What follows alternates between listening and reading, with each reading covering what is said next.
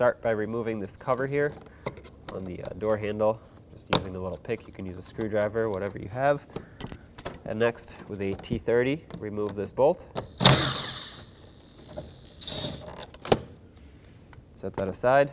It is right underneath, inside of this pocket here on the door. There's a little cover. Once you pull that up, it'll expose 2 T30 bolts. Take those out as well.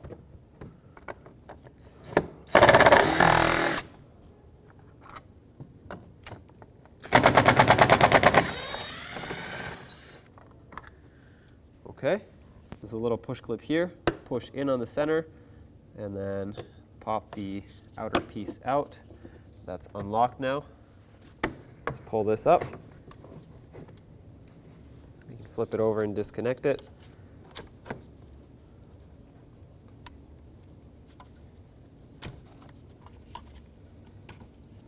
Set that aside. Now I'm going to take a plastic trim tool, stick it in behind here, and just keep prying. There are push clips around, and they're really stiff, so you have to pry with quite a bit of force to get this off. There we go. All right, here it is. It's coming off now. At this point, you can slide it up. Make sure this lock goes through. Don't forget, you still have a couple electrical connectors here. Let's remove this cable for the door handle. Press up on this. That unlocks it, and then lift the cable up and out of here. At this point, you can take the door panel, flip it over just a little bit. You can get access to the sides of this door switch here, the door lock switch, I mean. Pry on the side of the switch. That removes it from its retainer here. It's easier to do this than to disconnect it, because Chevy. And now your door panel is free. Peel this back just a little bit, and you'll see the connector for the mirror. Pull back on this little locking tab, remove the connector. And now with a 10mm socket, remove all 3 of these nuts that hold the mirror on. Just as a tip, it's easiest to have your window open so that once it's removed, once it's unbolted, you can just grab it and hold it without having to reach over. So, take these off. Last one.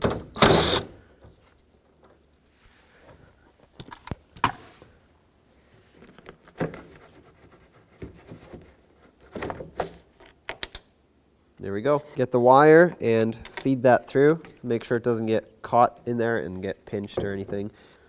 Now match up the bolt holes, slide it through. It's going to be a little hard to push it all the way through just because that the padding, the foam insulation is not compressed yet. So start on the nuts, and then there we go. I'm just going to connect it now while I'm here. Perfect. Set the wire aside, and let's snug up these nuts here. When you tighten them, make sure you don't over tighten them, but also make sure that the mirror gets sucked into the door all the way. You want this gasket to seal up, press up against the door. That way it makes a nice watertight seal. There we go.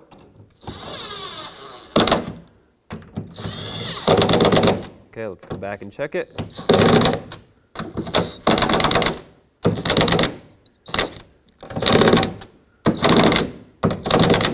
That's tight right there. Perfect. To get this door panel back, I'm going to start by reinstalling this lock switch here. Make sure that it lines up and clicks in. This wire harness here, make sure you put it through the hole so it doesn't get caught behind the door panel. And lastly, you have the door handle release cable, which you have to slide down. Basically, this piece here needs to slide into that hole on the handle. So slide that in first. Make sure it goes all the way down so it's secure. And then this plastic piece will slide down and lock in. There you go. That's locked in. Now take your door panel, put this lock rod through the hole. You don't want it to get stuck behind the door panel. There we go, slide that through. Okay, now line everything up, all the push clips. Because once you're at this point, all you have to do is push in the push clips. Let's see, right there. But make sure they're lined up, otherwise when you push them to snap them in, they'll break. Okay, that's perfect. Get this out of here. Let's reconnect it.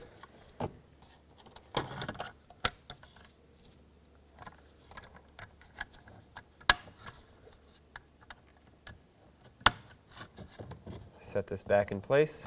It has a little tab here up front that needs to hook underneath the door panel.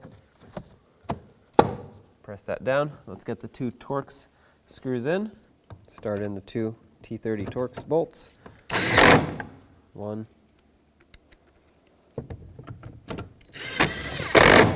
2. And now let's put that little cover back on so I can hide them.